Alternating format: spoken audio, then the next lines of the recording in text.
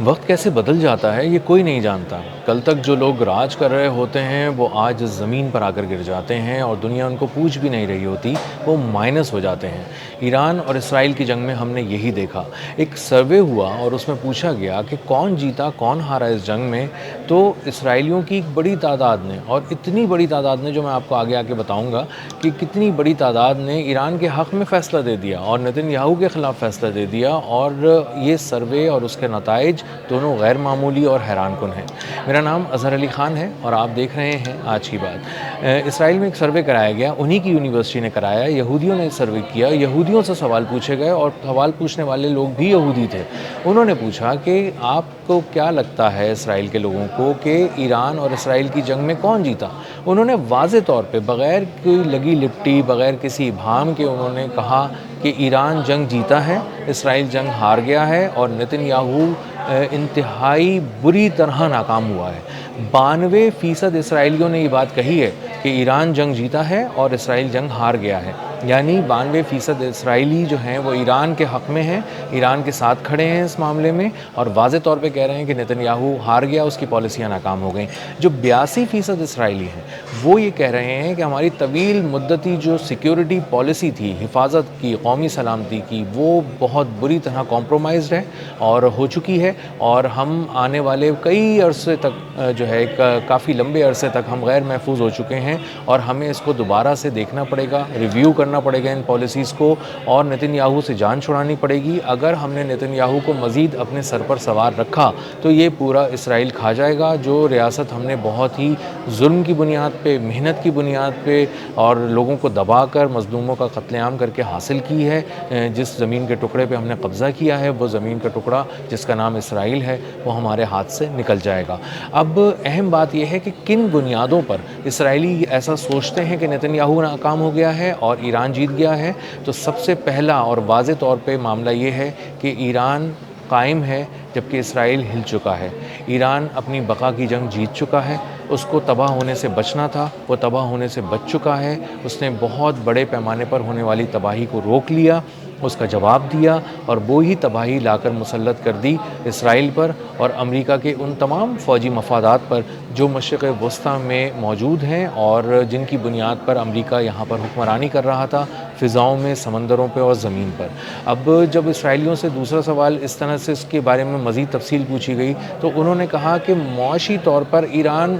ابھر کر سامنے آیا ہے اور اس نے حیران کیا ہے، اور اس کے جو نتائج ہیں وہ بہت ہی غیر معمولی ہیں، کیونکہ ایران نے جنگ روک لی، ایک تو اپنے آپ کی بقا کی جنگ لڑ رہا تھا، اس نے اپنے آپ کو محفوظ کر لیا، امریکہ کے مشرق وسطیٰ میں قائم فوجی اڈوں کو تباہ کر دیا، اس کے قدم مشرق وسطیٰ سے اکھاڑ دیے، امریکہ اب واپسی کی تیاری کر رہا ہے اور اس کو کہیں جگہ نہیں مل پا رہی۔ امریکہ جو سپر پاور اپنے آپ کو سمجھتا تھا، وہ تاج اس کے سر سے چھن چکا ہے، اور اب بہت ساری ایسی طاقتیں ہیں جو اس کو للکارنے کے لیے بالکل تیار بیٹھی ہیں، اور کبھی جنگ ہوئی تو امریکہ ان سے اس طرح نہیں لڑ پائے گا جس طرح پہلے اپنے ایک بھرم کے ساتھ آتا تھا کہ میں ہوں اور میں ہی ہوں اور اکیلا پوری دنیا پر میں راج کرتا ہوں۔ اب ایسا تاثر دنیا میں ختم ہو چکا ہے۔ اسی کے ساتھ اسرائیلیوں کو یہ محسوس ہوتا ہے کہ ان کی فوج مکمل طور پر ناکام ہو چکی ہے، ان کی فضائیہ کچھ نہیں کر سکی، ایران کا کچھ نہیں بگاڑ سکی، اس کے باوجود کہ انہوں نے اپنے ٹیکس کے پیسوں سے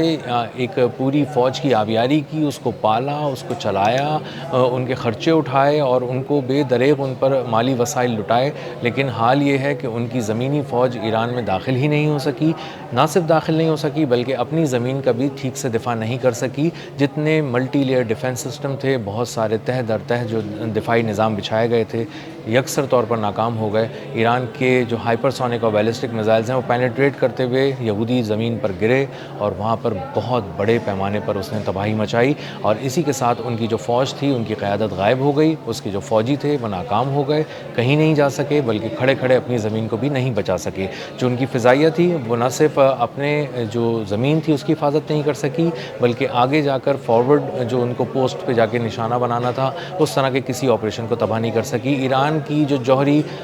کی جو جوہری اثاثے ہیں وہ آج بھی محفوظ ہیں، ایران کی جوہری سائٹس محفوظ ہیں، میزائل لانچنگ سائٹس محفوظ ہیں، ڈرون لانچنگ سائٹس محفوظ ہیں، تمام قسم کی فیسلٹیز موجود ہیں اور محفوظ بھی ہیں، اور ان کو کوئی ایک جو ملک ہے وہ نشانہ نہیں بنا سکا، نہ اسرائیل نہ امریکہ۔ اس لیے اسرائیلی یہ سمجھتے ہیں کہ جو ایرانی ہیں وہ مکمل طور پر کامیاب ہو چکے ہیں۔ اسی کے ساتھ ساتھ جب ایران کے اوپر حملوں کی بات آتی ہے تو ان کی فوجی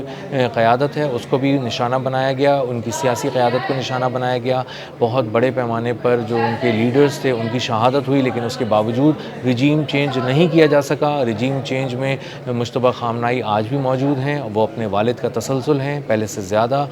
پالیسیز کو ریویو کر کے زیادہ ماڈرنائز کر دیا گیا ہے، اور اب جو ایران ہے وہ یکسر ایک مختلف ایران ہے جس کو لوگ جانتے تھے، یہ وہ ایران نہیں ہے، یہ پہلے سے زیادہ معاشی طور پر مضبوط، عسکری طور پر مضبوط اور اپنے آپ کو، اپنے دفاع کو مضبوط بنانے والا ایران ہے۔ اور یہ اس لیے بھی اس کو اسرائیلی اہم سمجھ رہے ہیں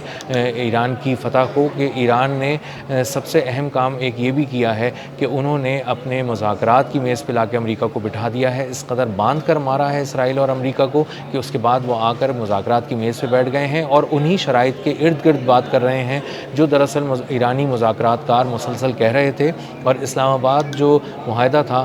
اس میں بھی جو بات ہوئی تھی اسی کا تسلسل آج بھی جاری ہے، جو سوئٹزرلینڈ میں مذاکرات ہو رہے ہیں وہ بھی جاری ہیں۔ جو نتن یاہو ہے وہ کہہ رہا تھا کہ میں جب تک موجود ہوں ایران کو ختم کر دوں گا، اس کے جو جوہری پروگرام کو ختم کر دوں گا، لبنان کو فتح کر لوں گا، اس سے آگے چلا جاؤں گا، شام میں گھس جاؤں گا، لیکن اس کے بعد اندازہ یہ ہوا کہ وہ امریکہ کے ساتھ مل کر کام کرنے کے باوجود ایران کا کچھ نہیں بگاڑ سکا، لبنان کا بال بھی کا نہیں کر سکا۔ لبنان میں اس نے انفراسٹرکچر کی بہت تباہی مچائی، لیکن اس کے باوجود وہ اپنے قدم وہاں نہیں جما سکا، اور اس کے فوجی آج بھی اس طرح مر رہے ہیں جس طرح مچھر مار مار کر پھینکے جاتے ہیں بڑی تعداد میں، اس طرح اس کے فوجی مر رہے ہیں، تابوت آ رہے ہیں تل ابیب میں، اور پوری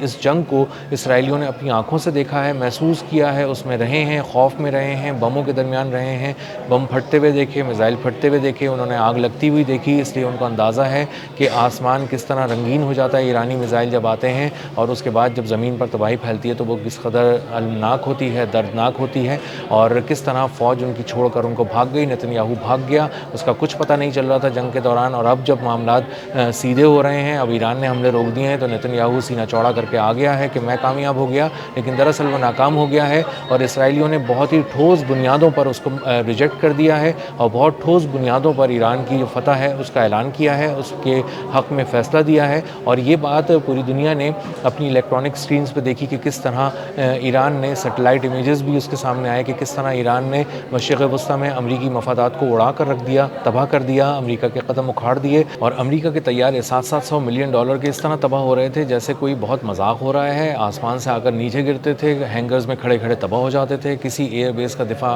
امریکہ نہیں کر سکا، اور اپنے اتحادیوں کا بھی دفاع نہیں کر سکا، پورا جو متحدہ عرب امارات ہے اس میں بم ہی بم گرتے رہے، ڈرونز گرتے رہے، تباہی ہوتی رہی، اور لوگ اپنی کانوں میں انگلیاں ٹھونسے رہے اور یہ منظر دیکھتے رہے جو بہت ہی ان کے لیے خوفناک تھا، ناقابل یقین تھا کہ کبھی ان کے محفوظ ترین ملک میں بھی جہاں صرف پیسہ آنا تھا، جو صرف جنت بنا ہوا تھا، وہاں پر آ کر ڈرون گریں گے، آگ لگے گی، دھماکے ہوں گے، اور ان کو بھی خوف کا شکار ہونا پڑے گا۔ پوری دنیا سے لوگ وہاں اس لیے آ رہے تھے کہ وہاں پر ایک بہترین زندگی گزاریں گے جہاں درد نہیں ہوگا، جہاں صرف آسائش ہوگی، کوئی تکلیف نہیں ہوگی، کوئی خوف نہیں ہوگا، لیکن تمام آزمائشیں ایک جگہ جمع کر کے ان پہ انہوں نے اپنی آنکھوں سے دیکھ لیں، تمام قسم کا درد انہوں نے محسوس کر لیا، ہر طرح کی آگ انہوں نے دیکھ لی، اور اسی لیے پورے خطے کو اندازہ ہو گیا کہ کس طرح ایران ابھر کر سامنے آیا ہے